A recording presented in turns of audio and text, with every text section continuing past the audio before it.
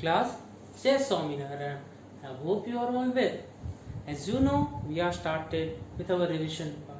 Revision is a part and parcel of our life. So here today we are starting with the first poem, that is Dust of Snow, written by Robert Frost. Robert Frost was an Anglo-Indian writer. He had been written mostly poems which are depending on the nature, as we say that he was a nature lover. So here we are been starting with our Dust of Snow. Once upon a time, a poet was in a very bad mood. He was standing under a hemlock tree, and uncertainly or certainly, a hemlock tree is been noted or been signified with a poisonous tree, or it is been said that it is a negative tree.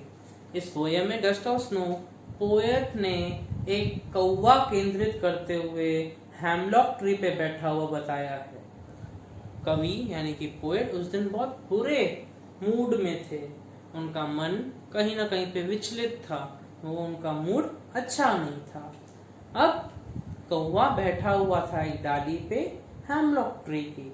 Hemlock tree एक जहरीला पेड़ होता है और कौवा को भी एक बुराई या अपशकुन का प्रतीक बताया जाता है।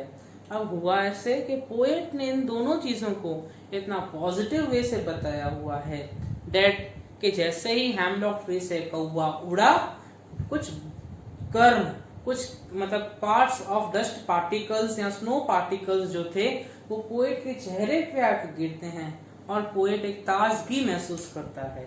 चलो देखते हैं वो ताजगी कैसी थी through the video. Hello students, I'm Ruchika from English Academy and today we study a poem for students of class 10th from the first flight book. ये आपकी बुक की poem number 1 है, Dust of Snow written by Robert Frost. इस poem में वो dust of snow की बात कर रहे हैं। यहाँ पर dust का मतलब मिट्टी नहीं है, इसका मतलब है किसी चीज को झाड़ना। तो एक बार पोएट के ऊपर कोई बर्फ झाड़ता है तो वो कैसा फील करते हैं, कैसा एक्सपीरियंस महसूस करते हैं, वही उन्होंने इस पोएम में बताया है। पोएम काफी शॉर्ट है, there are just 2 stanza in it और 4 lines each. We'll read the poem, I discuss the word meanings and I explain it to you, और हम इसमें यूज हुए लिटरेरी डिवाइसेस भी डिस्कस करेंगे। The way a crow shook down on me the dust of snow from a hemlock tree. First of all, hemlock tree is a poisonous plant or tree with small white flowers. यहाँ पर आपको image दिखाई गई है. This is a hemlock tree which is laden with snow. This is quite similar to a Christmas tree जो pine tree होता है, लेकिन इसकी जो branches होती हैं वो काफी soft होती हैं comparatively. और जो hemlock tree है ये एक poisonous plant होता है, इसीलिए इसे सैडनेस, डार्कनेस, डिस्पेयर के साथ लिंक किया जाता है। सिमिलरली क्रो को भी सैडनेस और एक बैड ओमन समझा जाता है। तो यहाँ पर जो सीन पोएट क्रिएट कर रहे हैं वो किस चीज का है? डिस्पेयर का, सैडनेस का, ग्लूम का। वो कहते हैं कि एक क्रो था जो कि एक हेमलॉक ट्री के ऊपर बैठा हुआ था और ट्री के ऊपर जो बर्फ पड़ी हुई थी वो क्रो की मूवमेंट की वजह से हिली और वो नीचे खड़े हुए पोएट के ऊपर झड़ के गिरी। तो वो कह रहे हैं that the way a crow shook down on me the dust of snow from a hemlock tree. अब क्रो ने कैसी मूवमेंट की? वो आके ब्रांच पर बैठा तो उसके बैठने से वो बर्फ झड़कर उनके ऊपर गिर गई, या वो उसके ऊपर से उड़ा तो उसके हिलने से वो स्नो झड़ी और उनके ऊपर गिरी, या फिर वो सिर्फ वहां से गुजरा तो वो बर्फ उनके ऊपर गिर गई। ये उन्होंने स्पेसिफाई नहीं किया है। The movement of the crow is not specified, but he just says that जिस तरह से ये जो क्रो है जब इसने कोई भी मूवमेंट की और ये हेमलॉक ट्री पर से जो बर्फ है वो डस्ट होकर उनके ऊपर गिरी, उससे क्या हुआ आगे वो हम स्टैंजा 2 में पढ़ेंगे, लेकिन उससे कुछ हुआ, पोएट के ऊपर उसका कुछ असर पड़ा। Now, before we move on to the next stanza, we'll discuss the literary devices used in this stanza. सबसे पहले हम इसकी राइम स्कीम डिस्कस करते हैं। राइम स्कीम है A-B-A-B, यानी कि लाइन 1 एंड लाइन 3 के लास्ट वर्ड्स में राइमिंग है, लाइन 2 एंड लाइन 4 के लास्ट वर्ड्स में राइमिंग है, crow and snow are rhyming, me and tree are rhyming. The next device used here is enjambment. Enjambment is when the same sentence continues to the next line. यहाँ पर आप देख सकते हैं first sentence के बाद there is no punctuation mark. That means the same sentence is continuing. The way a crow shook down on me, the dust of snow from a hemlock tree. So this same sentence is running in 4 lines. This is the device of enjambment. Next device used is assonance.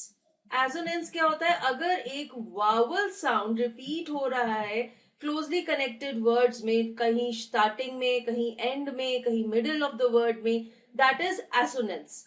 यहां पर देखिए in line 2 shook down on me, in तीनों words में O sound बहुत prominent है. This is assonance. Now we move on to the second stanza. The poet says has given my heart a change of mood and saved some part of a day I had rued. Rued means held in regret. Regret means किसी चीज के बारे में पछतावा होना. When you are feeling sorry about something, that means you are sad. आप दुखी हैं. अब पोएट के ऊपर क्या असर पड़ता है क्रो के इस एक्शन का? जब क्रो ब्रांच के पास से उड़ता है और पोएट के ऊपर थोड़ी सी स्नो फेंक देता है, उससे पोएट पर क्या असर पड़ता है? उनके दिल का मूड चेंज हो जाता है. इस इंसिडेंट से पहले वो सैड थे, लेकिन जिस तरह से उनके ऊपर ये बर्फ की झाड़ पड़ती है उससे वो बहुत ज्यादा खुश हो जाते हैं. उनके दिल की फीलिंग्स चेंज हो जाती हैं. तो यहाँ पर पोएट क्या कर रहे हैं? वो ये बताना चाहते हैं कि एक सैड सा सीन था, एक पॉइजनस ट्री था जिसके ऊपर एक क्रो बैठा हुआ था, जिसे हम एक बैड ओमेन समझते हैं, एक बुरी चीज समझते हैं, इनऑस्पिशियस समझते हैं. लेकिन फिर भी यहाँ पर इस माहौल ने भी कुछ ऐसा किया जिससे कि पोएट का सैड मूड चेंज होकर हैप्पी हो गया, वो खुश हो गए. तो वो ये कहना चाहते हैं कि हमें कभी भी किसी चीज को फॉर ग्रांटेड नहीं लेना चाहिए. ये नहीं सोचना चाहिए कि भाई ये चीज तो बुरी है तो यहाँ पर बुरा ही होगा. कई बार बुरी चीजें भी हमारे लिए अच्छी बन जाती हैं. So we should always have a positive frame of mind. So here in this poem, what did we get to know? इस पोएम में फर्स्ट स्टैंजा में पोएट ने ये कहा कि जिस तरह से एक क्रो ने हेमलॉक ट्री के ऊपर पड़ी हुई बर्फ को उनके ऊपर गिराया, उससे उनके दिल में बदलाव आ गया, उनका मूड चेंज हो गया और वो दुखी मूड से हैप्पी मूड में आ गए. Now we'll see the literary devices of this stanza. Again, the rhyme scheme is C, D. Line 5 and 7 का लास्ट वर्ड्स राइम कर रहे हैं. लाइन 6 and 8 के लास्ट वर्ड्स राइम कर रहे हैं. Heart and part, mood and rude. Again here also we can see enjambment. The same sentence is continuing in all the 4 lines. Has given my heart a change of mood and saved some part of a day I had rued. The next device in this stanza is alliteration. Alliteration is the repetition of a consonant sound at the beginning of 2 or more consecutive or closely placed words. यहाँ पर देखिए line 5 में has heart, her sound repeat हो रहा है. Although ये words थोड़ी दूर हैं, लेकिन फिर भी हम कह सकते हैं कि ये alliteration है क्योंकि words के starting के alphabets same है, same sound है, consonant sound her. Then there is alliteration in line 7, saved some. Sir sound is repeating. Then we can see consonants also. Consonants क्या होता है? जब एक consonant sound repeat तो हो रहा है लेकिन वो कहीं पर word के start में है, कहीं पर किसी word के middle में है और किसी word के end में है. Then that device is called consonants. यहाँ पर देखिए in the last line, they had rued. यहाँ पर ड साउंड रिपीट हो रहा है इन तीनों वर्ड्स में, यहाँ पर स्टार्टिंग में, यहाँ पर एंड में. This is consonants. So you have been watched a video and you have also gotten refreshment that as a poet had been got. The poet want to give us a moral, that is a conclusion, that is a nutshell. He want to says that कि कभी भी कोई भी चीज को under estimate नहीं करना चाहिए.